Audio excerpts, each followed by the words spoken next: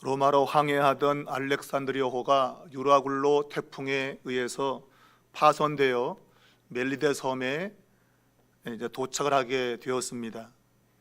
그 섬에 도착해서 바울에게 일어난 신비한 일로 인해서 사람들이 그를 신이라고 생각을 했다 하는 것이 지난 시간의 말씀이었습니다. 바울은 신이 아니죠. 복음을 전하는 주의 일꾼이었는데 복음을 전하는 자에게 하나님이 함께 하시는 그러한 증거들을 사람들이 봤는데 그것을 신적인 요소로 생각을 했던 것입니다. 제가 지난 시간에 말씀드렸지만 이 바울이 지금 자신에게 신이라고 생각하는 사람들에게 금하지 않은 것은 이 성경을 읽고 있는 독자들이 나름의 판단을 할 수 있도록 두었다라고 말씀을 드렸습니다. 과연 그는 신인가? 아니면 우리와 똑같은 사람인가? 하는 것들에 대해서 독자 스스로 판단하도록. 왜냐하면 인간이라고 하는 존재는 신이라고 여겼다 할지라도 자기의 생각과 맞지 않으면 언제든지 돌변할 수 있는 그러한 존재임을 우리가 그 사도행전 비시디아 안디옥 사건에서도 우리가 익히 알고 있기 때문입니다. 굳이 그것을 말린다고 해가지고 그 사람들이 정말 변화되거나 달라지진 않아요. 궁극적으로 내가 진리가 무엇인가 하는 것을 정확히 아는 것이 필요하지, 현상적으로 눈에 보이는 것들, 그것 가지고 내가 옳다고 판단될 수 없다는 것입니다. 그만큼 우리 인간은 불완전한 존재이고 은혜 없이는 살 수 없는 그러한 존재임을 우리가 지난 시간에 이 바울을 신이라고 생각했다고 하는 것으로 이제 이야기를 마쳤습니다. 오늘 본문에는 이 멜리데 섬에 가장 높은 지위에 있었던 보블리오라는 그 사람의 부친을 치료하는 이러한 일 가운데서 나타난 이야기가 기록이 되어 있습니다. 이 멜리데 섬의 가장 높은 사람으로 이제 오늘 번역이 되어 있는 요 높다고 하는 말은 지위가 높다는 그러한 의미를 가지고 있고, 이것은 그 로마의 하나의 조직 체계에서 행정관을 지칭할 때 사용되는 용어로 알려져 있습니다. 그러므로 이 섬에서 최고의 행정적 지위를 가지고 있는 그러한 사람이라는 그런 뜻입니다. 그가 원래 이 본토 사람인지 아니면 로마에서 파견을 시킨 사람인지는 정확히 본문 가지고는 이해할 수 없습니다. 알 수가 없어요.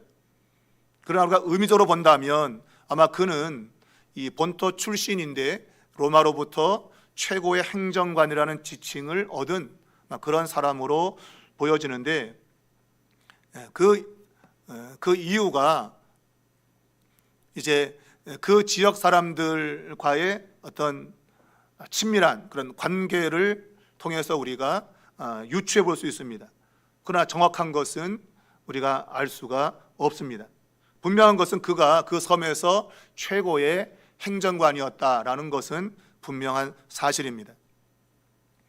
자, 오늘 그가 본문에 의하면 넓은 터지를 가지고 있었다라고 하는 것을 먼저 언급을 하고 있습니다. 그가 넓은 땅을 가지고 있었다는 겁니다. 그러므로 그 넓은 땅에 오늘 이 바울의 일행, 본문에는 우리를 영접했다고 되어 있는데 여기에 대한 해석이 사실 여러 가지로 나와 있습니다. 과연 우리가 누구인가에 대한 해석이죠.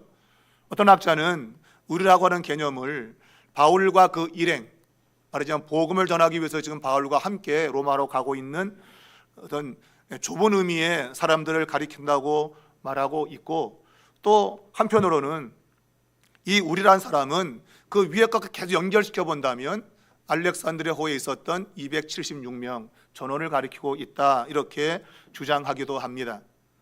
그러나 어느 것이 옳은 것인지는 정확히 이해할 수 없는데, 아마 이 토지를 이야기한 걸 보면 그 근처에 넓은 땅이 있었다고 하는 것을 말하는 걸 보면 아마 276명 전원을 아마 영접한 것이 아닌가, 그들을 받아들인 것이 아닌가, 그렇게 생각해 볼 수 있겠습니다. 자, 그에게는 넓은 땅이 있었고, 그래서 많은 사람을 머물게 할 수 있는 그러한 조건을 가지고 있었다라고 볼 수 있습니다. 그래서 보면 사흘간 친절히 머물게 했다라고 이야기하고 있습니다. 사흘간 친절히 머물게 했다. 여기서 친절이라고 하는 것은 후한 대접, 그러니까 대접을 하는데 아주 후하게 대접을 했다는 그런 말이고, 머물렀다는 얘기는 이제 받아들였다 그런 얘기죠. 그러니까 받아들여서 아주 후하게 대접을 했다 그런 얘기입니다. 그만큼 그가 아마 물질적인 면이나 여러 가지 조건적으로 할 수 있는 그러한 위치에 섰다, 그렇게 말할 수 있겠습니다. 그러나 성경 본문이 말하고자 하는 것은 그가 그렇게 많은 것이 있어서 사람들을 친절하게 머무르게 했다라는 그러한 것보다도 바로 이 바울의 일행이 보여주고 있는 무언가 조금 일반적인 사람과 다른 그런 모습을 강조시키기 위해서 그가 이러한 친절한 행동을 했다, 아마 그렇게 표현하는 것이 맞을 걸로 보입니다. 특별히 여기서 보면 이 머물게 했다는 단어, 환대했다는 단어인데 이것은 사도행전에 여러 번 등장하고 있습니다. 내가 다른 사람을 기꺼이 맞아들이는 것, 이것이 사도행전의 여러 곳에 사용되고 있어요. 아마 이걸 보면 이 사도행전을 기록하는 누가는 이 복음 전파에 있어서 남을 내가 맞아들인다고 하는 것, 그를 환대해 준다고 하는 것이 얼마나 중요한 위치에 있는가 하는 것을 드러내고 있다고 보는 것이죠. 초대교회가 복음을 전하는 그런 일이 있어서 이 복음이 확산되기 위해서라면 다른 사람을 내가 기쁘게 그 사람을 맞아들일 수 있어야 된다고 하는 거예요. 그가 어떠한 상황이 있든지 그 사람을 기꺼이 기쁨으로 맞아들일 때에 바로 이 기독교 선교의 장이 열린다는 그런 것을 강조하고 있다고 볼 수 있는 겁니다. 그래서 사도행전에 이 머물게 했다, 환대했다고 하는 단어가 여러 번 사용되고 있는 것이죠. 우리가 히브리서 13장 2절을 보면 손님 대접하기를 잊지 말라, 이로써 부재 중에 천사들을 대접한 이들이 있었느니라고 말하고 있습니다. 이 내용은 아브라함이 천사들을 대접한 구약의 사건을 염두에 둔 것입니다. 아브라함이 지나가는 사람들을 영접했는데 알고 봤더니 나중에 봤더니 천사들이었던 것이죠. 천사를 알고 그들을 맞은 것이 아니고 그저 매 순간순간마다 손님들을 접대하기를 좋아했는데 그렇게 손님 대접하는 그 와중에 그들이 천사인 것이 드러난 것이죠. 여러분, 천사를 만나고 싶으면 남을 대접을 잘 하시면 돼요. 그건 여러분 우리가 여러 간증을 통해서도 우리가 듣곤 하는데, 내가 누군가를 잘 대해 주었더니 내 인생 가운데 뭔가 변화가 찾아온 그런 간증을 우리가 심심찮게 들어요.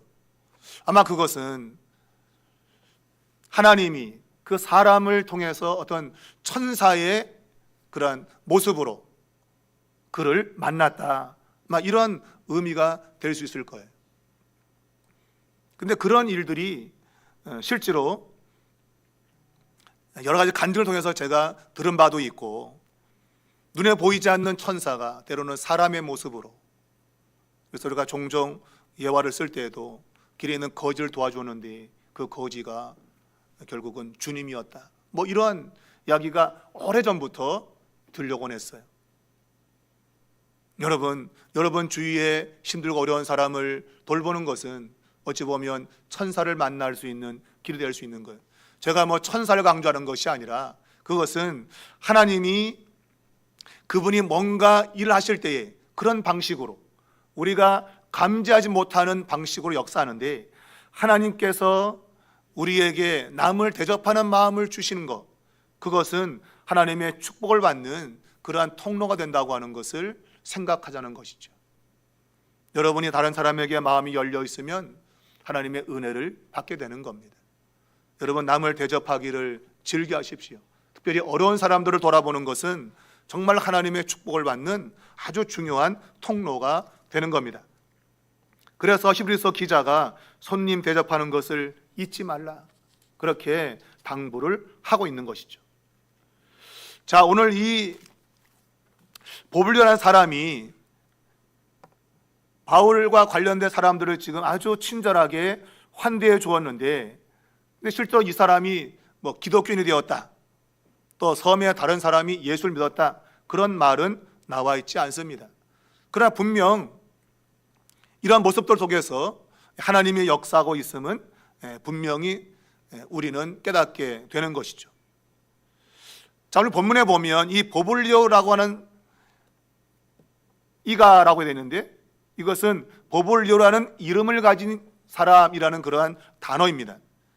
그러니까 사람의 이름을 그냥 기록하고 있어요. 이 사람 말했지만 로마의 직함 중에서 최고의 행정관의 직함을 가지고 있습니다. 상당히 지위가 있는 사람입니다. 그렇다면 우리가 이 누가복음의 수신자, 바로 데오빌로로 되어 있잖아요. 데오빌로 가카요라고 이제 이 누가복음이 시작하고, 그리고 이제 조금 지나서 사도행전을 쓸 때는 이 가카라는 말이 빠졌죠. 그냥 데오빌로요라고 편지 첫머리를 쓰고 있어요. 그 이유는 처음에 이 데오빌로를 대할 때는 신분의 차이가 있기 때문에 존중해 줘야 되는 거죠. 존중해 줘야 돼요, 그 사람 지위를. 그래서 가카라는 말을 썼던 것인데, 근데 복음 안에서 서로 친밀하게 교제하고 나서는 가카라는 것이 빠지게 되는 거예요. 그냥 이름을. 그것은 상대방을 굉장히 친밀하게 생각하는 거예요. 우리가 상대방의 이름을 불러주는 것은 그 사람을 아주 친밀하게 생각하는 겁니다. 옛날에 우리 어머니들은 이름이 없었어요. 마산댁, 부산댁, 청주댁, 이름을 부르지 않았어요. 왜냐하면 그 사람의 인격을 인정하지 않았기 때문이에요. 그러니까 인격을 존중한다면 그 이름을 불러줘야 돼요. 근데 우리가 실제로 이름을 부른다고 하는 것은 개인적으로는 굉장히 친밀함의 요소가 될 수 있지만, 그러나 공식적인 자리에서는 이름을 부르면 안 돼요. 그 사람이 가지고 있는 직함을 넣어줘야 돼요. 여러분이 교회 안에서도 아무개야 이름 부르면 안 됩니다. 교회라는 공동체 안에서는 그 사람이 가지고 있는 직분이 있잖아요. 그러면 아무개 집사님, 권사님, 장로님 불러줘야지, 아무개야, 나보다 나이가 오래돼가지고 아무개야 이름을 부르는 건 굉장히 신뢰가 되는 거예요. 조직 내에서는 그 사람의 직함을 불러줘야 돼요. 그러나 내가 개인적으로 있을 때는 친밀한 관계를 드러내기 위해서 이름만 불러도 돼요.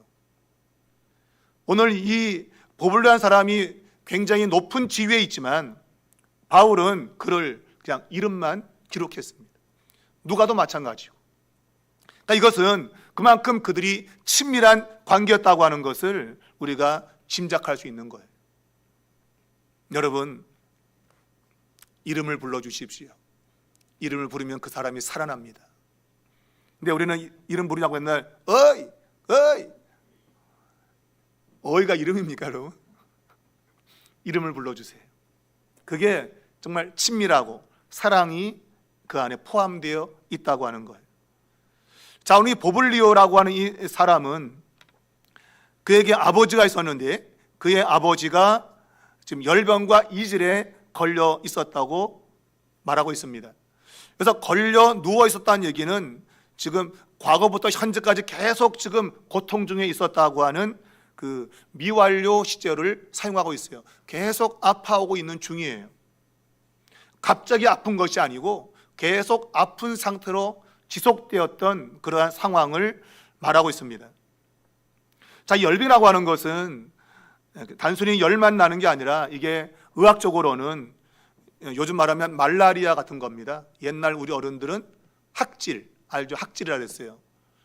막 며칠 춥다가 괜찮다가, 며칠 춥다가 괜찮다가, 이게 이제 우리 어른들은 학질이라 그랬어요. 이게 의학적 용어로 이제 말라리아 병이죠. 말라리아 그 모기가 전염을 시키는 그러한 병입니다. 그러니까 열이 막 났다가 괜찮다가 또 열 나서 막 떨다가 괜찮다가 이게 심해지면 목숨을 잃는 그런 일이 생겨요. 옛날에 그 개그맨인지 그 김성찬 씨라고 있었는데 그분이 무슨 탐험의 프로그램 갔다가 이 말라리아에 물려서 죽었어요. 안타깝게도. 그 프로그램 안 갔으면 더 오래 활동했을 텐데 그 프로그램 참여하러 갔다가 말라리아에 걸려서 죽었습니다. 참 안타까운 그런 일이 있는데 이 말라리아 굉장히 위험한 질병이에요. 자, 이 보블리의 아버지가 이 열병에 걸려 있었고 더군다나 이질까지 있었다 그래요. 이질. 자, 이질은 아주 설사를 계속 반복해서 하는 그러한 병입니다. 그래서 우리가 물을 잘못 갈아 마시면 이 이질에 많이 걸리죠. 그죠?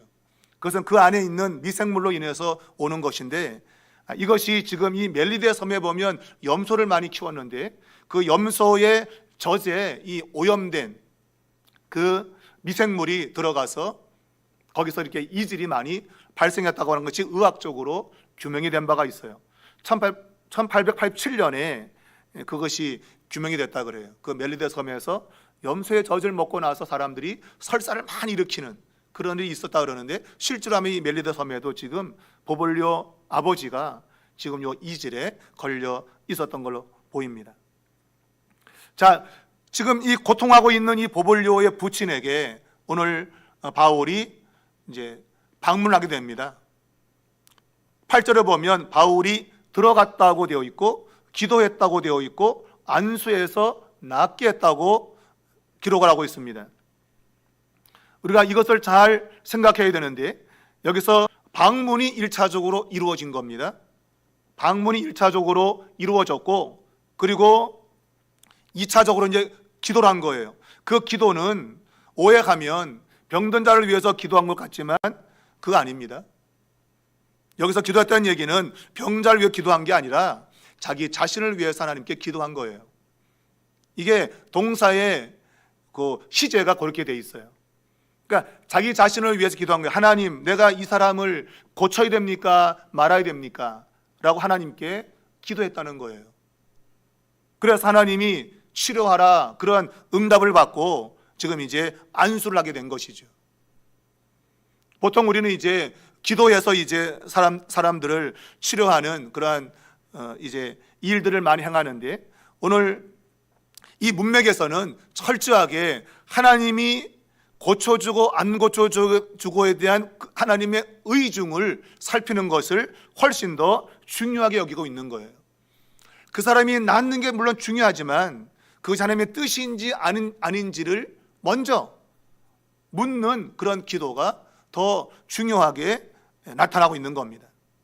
이 말은 하나님의 뜻이면 할 것이고 하나님의 뜻이면 하지 않는다고 하는 철저한 사도적 정신이 들어있는 거예요.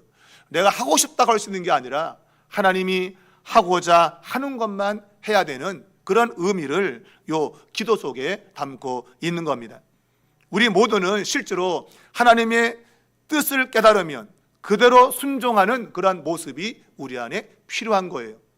그래서 우리의 기도는 뭔가를 바꾸기 위한 기도가 아니라 먼저 나 자신이 하나님의 사람으로 순종할 자세를 가지기 위해서 기도를 하는 것입니다. 그것이 우리의 기도의 순서가 되어야 돼요. 우리는 무작정 그냥 하나님 해주십시오 이게 아니라 하나님의 뜻이 뭔가를 살피는 것, 그것이 우리의 기도의 중심에 있어야 됩니다. 그럴 때 하나님께서 그 기도 속에서 우리에게 때로는 확신도 주시기도 하고 때로는 뭔가 조금 기다리라고 하는 그러한 우리의 마음의 감동을 성령이 조명을 해 주시는 것이죠. 우리가 사도행전 다른 곳에도 보면 베드로가 죽은 다비다를 살릴 때도 똑같은 행동을 했어요. 다비다 시신을 앞에 두고 하나님께 기도했다고 되어 있어요. 그 기도 역시 자신을 위한 기도였어요. 이 다비다를 살려야 되는지 말아야 되는지 자신을 위한 기도였던 것을 똑같은 방식으로 우리에게 일러주고 있습니다. 여러분, 가장 중요한 건 하나님의 뜻이 뭔가를 살피는 것입니다. 아무리 좋은 것도 하나님의 뜻이 아니라면 우리는 해서는 안 돼요. 아무리 좋아도 하나님의 뜻이 아니면 할 수 없는 거예요. 오늘 그것을 이 바울의 기도라고 하는 이 모습 속에서 우리에게 보여주고 있는 겁니다. 하나님은 이 보볼리오 부친을 낳기를 원하셨고, 그래서 안수하여 그를 낳게 합니다. 여기 보면 이 낳게 하는 이 내용이 9절에 보면 고침받는다는 그러한 용어와 같이 등장하고 있는데, 아마 위에서 이 낳게 한다는 것은 기적적인 치유를 말하고 있고, 9절에서 지금 사람들이 와서 병 고침을 받는 것은 하나의 의학적인 그런 치료라고 이제 생각할 수 있습니다. 그러니까 무조건 기적을 동반해서 치료하는 것만이 치료가 아니라, 누가가 의사잖아요. 누가가 의사기 때문에 지금 그 섬에서 의술로도 얼마든지 고칠 수 있는 질병들이 있었던 것이죠. 모든 걸 다 와서 그냥 다 기적적으로 고치는 것이 아니라 의술로 고칠 수 있는, 간단하게 의술로 고칠 수 있는 것이죠. 그걸 이렇게 지금 8절과 9절에서 우리에게 보여주므로 우리가 균형 잡힌 그러한 신앙이 필요함을 또한 깨닫게 하고 있어요. 여러분, 무조건 그냥 주여 날 줄을 믿습니다. 물론 그런 기도 하는 게 맞지요. 그러나 그게 아니라 그냥 의술은 필요 없다, 무조건 기도로 나야 된다, 극단적인 건 굉장히 위험하죠. 부천에서 신학대학 교수가 자기 딸을 고친다다가 죽었잖아요. 병원 갔으면 살았을 텐데 자기가 기도한다고 고친다고 해갖고 신학교 교수의 딸이 죽은 거예요. 여러분, 신학교 교수면 뭐합니까? 참. 이러한 균형 잡히지 않은 그러한 신앙이 결국은 자기 딸을 죽인 거예요. 병원만 갔더라도 죽지 않을 수 있는데 그걸 계속 방치하면서 그냥 믿음으로 고쳐야 된다고 하다가 결국은 딸을 죽게 만든 그런 일이 부천에 있었어요. 부천에. 우리의 신앙은 균형 잡힌 신앙이 되어야 됩니다. 8절에서 바울이 보블리오 이 부친을 낳게 한 것은 기적적인 치료입니다. 그러나 9절에서 다른 병든 사람들이 와서 고침받았다는 단어는 또 다른 단어예요. 같은 단어가 아니라 또 다른 단어예요. 그 단어를 쓰고 있는 이유는 하나님이 기적적으로 고치는 것도 있지만 일상적으로 고치는 것도 얼마든지 하나님의 은혜의 방편에 속하는 겁니다. 근데 우리는 기적적으로 고치는 것만 대단하다고 생각해요. 그렇지 않아요, 여러분. 내가 의술을 통해서도 낫는 것, 하나님의 은혜에 들어있는 겁니다. 여러분, 똑같이 여러분 치료받는다고 다 사는 게 아닙니다. 제 조카가 생후 100일 됐는데 심장에 구멍이 뚫린 게 발견됐어요. 바로 제 남동생 아들인데 그걸 놓고 같이 기도를 했어요. 그리고 삼성병원에 입원을 시켰는데 그 병실에는 전부 다 이 심장에 구멍 난 애들이 다 들어온 거예요. 태어나서 심장에 구멍 난 애들. 그런데 우리 조카보다도 좀 증상이 덜한, 좀 구멍도 더 작은 애가 있었는데 걔는 수술받고 죽었어요. 근데 우리 조카애는 살았어요. 똑같은 의사에게 똑같은 수술을 받아도 누구는 죽고 누구는 사는 거예요. 그러니까 우리가 의술로도 낫는 것 안에는 하나님의 보편적인 은혜가 들어있는 겁니다, 여러분. 그게 재수가 좋은 게 아니라 그건 역시도 하나님이 그 사람에게 베푸신 은혜라고 하는 거예요. 은혜. 의사가 잘하지, 의사가 잘하는 게 아닙니다, 여러분. 하나님의 은혜의 손길이 있어서 그 의사의 손을 통해서 하나님이 치료를 주시는 거예요. 오늘 성경은 균형 잡힌 그러한 신앙을 가질 것을 우리에게 요구하고 있습니다. 여러분, 모든 병의 치료자가 하나님이십니다. 그러므로 그분을 의지하되, 그러나 맹목적으로 아주 그냥 맹신해가지고 무조건 기도로 낫는다 그러지 마시고 그냥 병원 가서 날 순간 그냥 나으면 돼. 병원 가서 그냥, 여러분. 그리고 인간이 치유할 수 없는 건 어떡하겠어요? 하나님께 맡길 수밖에 없죠. 저도 그런 경우에 몸에 있는 그러한 심한 악성 피부병을 이것저것 다 해도 고치지 못했어요. 저 역시도. 하나님 앞에 매달리고 하나님 금식하면서 은혜를 구했을 때에 하나님이 치료의 은혜를 주셨어요. 정말입니다, 여러분. 제가 세상적으로 성공하기 위해서 가던 발걸음이 돌아서서 복음 전하는 목사가 된 계기였던 것이죠. 사랑하는 여러분, 하나님은 특별한 방법으로 우리를 치료하십니다. 그러나 보편적인 방법으로도 우리를 얼마든지 하나님은 치료하시는 겁니다. 자, 오늘 이 말씀에 보면 9절에 병든 사람들이 왔다고 되어 있습니다.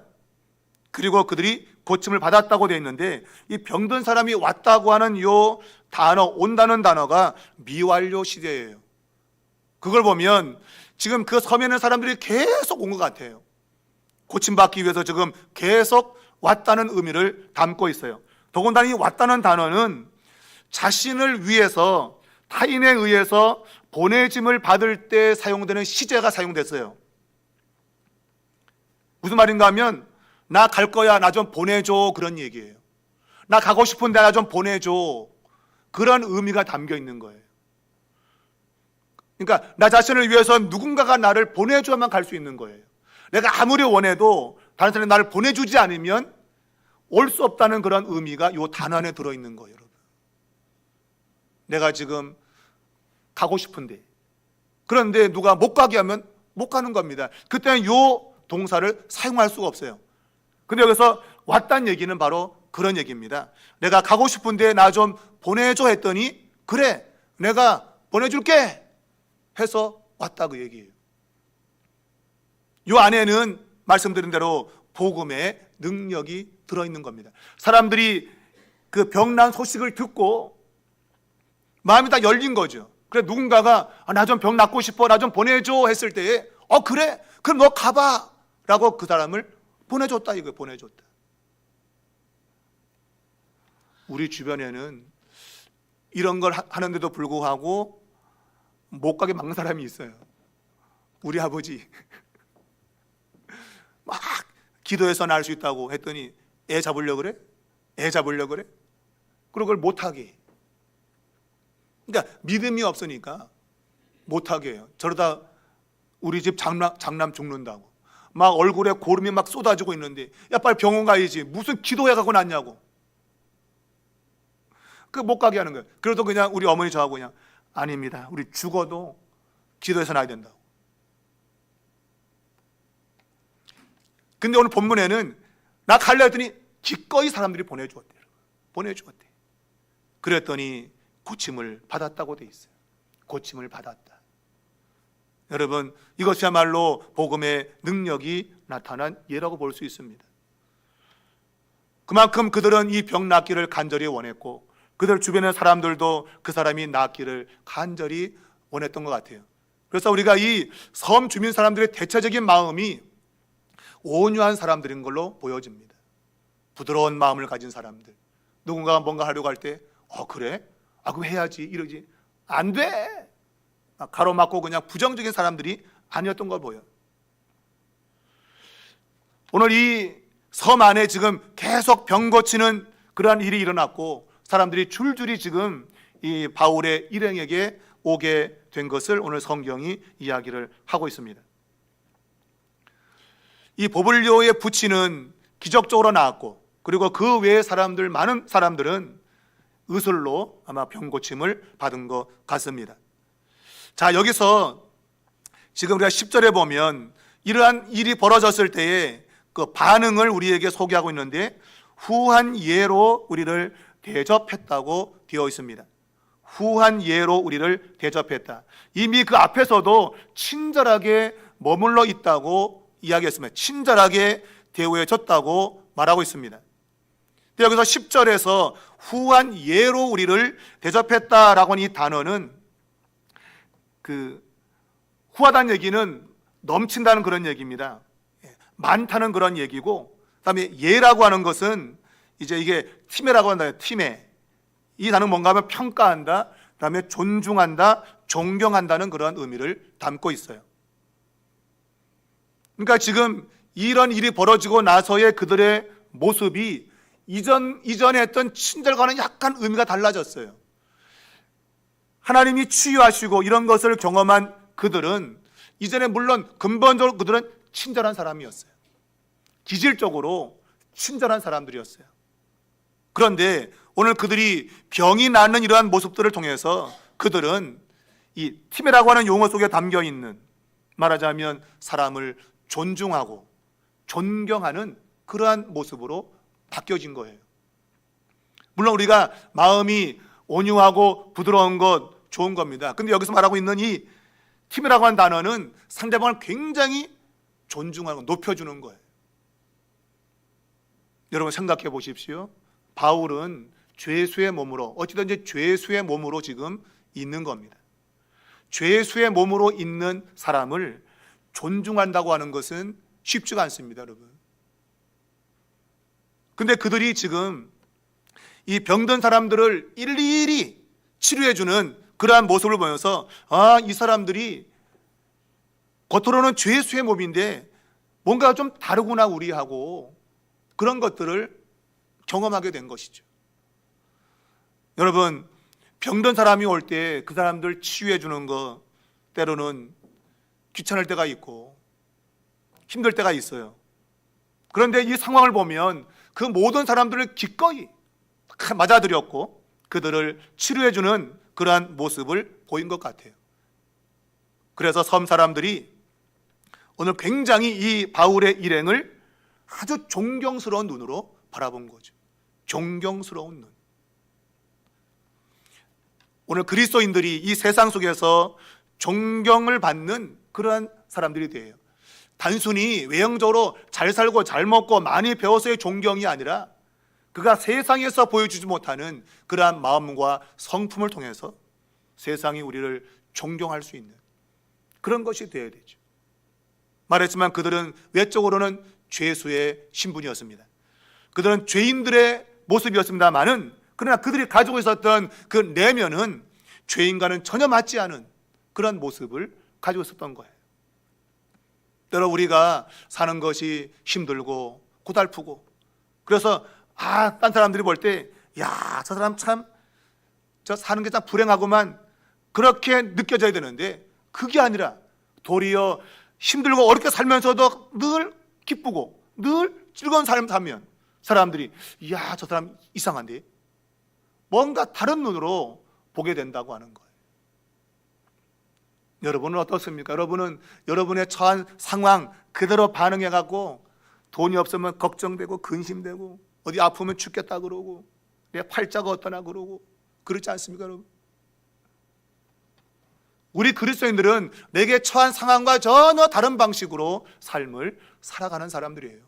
그것이 바로 이 죄수의 신분이었지만 사람들이 그들을 존경하고 존중했다는 반응 속에서 나와 있는 겁니다. 여러분, 그리스도인들은 그러한 세상으로부터 존중을 받을 수 있어야 돼. 야, 넌 나와 비교해 볼 때 뭔가 다르다, 그런 모습이 돼야지. 야, 너나 나랑 똑같아, 아니 더 나가서 믿는 자가 더해, 이러면 골치 아픈 거예요. 믿는 자가 더하다는 말은 들으면 안 됩니다, 여러분. 최소한 세상이 그래, 기독교회는 우리가 좀 다르다고 뭐 그런 인정이 있어야 되죠. 내가 너를 보니까 정말 나하고는 좀 다르다, 뭐 이런 인정이 있어야죠. 오늘 이 섬 사람들에게 비춰진 바울의 일행은 그들이 가졌던 것과 전혀 다른 방식으로 비춰진 거예요. 그래서 그들이 후한 예로 그들을 존경해 주었다. 그랬더니 떠날 때가 이르자 바울의 일행의 배에 쓸 것을 실어 주었다. 남아있는 그런 항해 여정에 부족하지 않도록 필요한 것들을 가득가득 실어 주었다고 하는 거예요.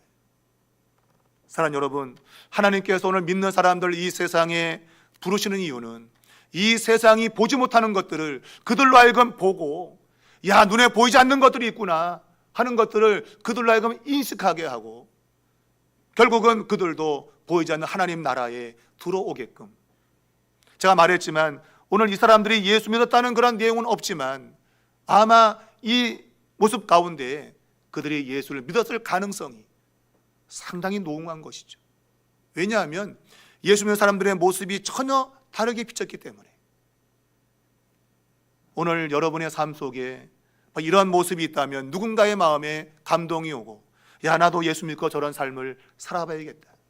저 사람은 가진 거 없고 배운 것도 없고 저 세상에 잘하는 것도 없는데 어떻게 매일의 삶이 저렇게 기쁨이 있고 늘 평안을 누릴 수 있는가? 그런 것들을 세상이 궁금해야 되는데 네 꼬라지 보니까 나도 안 믿을란다. 뭐 이러면 골치 아프다는 거예요. 야, 너 모습 보니까 차라리 안 믿는 게 낫겠어. 여러분, 이건 참 곤란한 얘기예요, 여러분. 복음은 절대 그럴 수가 없는 거예요. 진짜 복음의 능력은 세상이 이해하지 못하는 그런 일이 나타나게 되는 것이죠.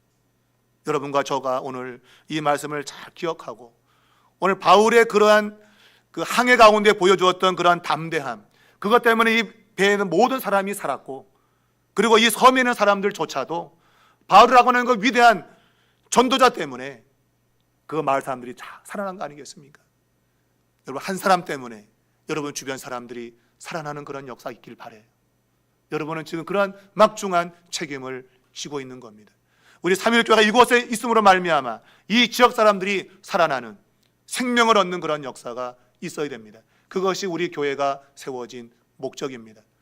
3월 첫 주가 우리 교회가 설립되어진 기념주일인데 돌아오는 주일입니다. 우리 교회가 이러한 복음의 능력을 이 지역에 보여줘야겠습니다. 야, 정말 믿는 자가 뭔가 다르구나, 이런 것들을 보여줄 수 있는 교회만 된다면 하나님이 우리 삼위를 통해서 놀라운 일을 행하시게 될 것입니다. 여러분의 인생에도 이러한 놀라운 일들이 일어나기를 주의 이름으로 축원합니다.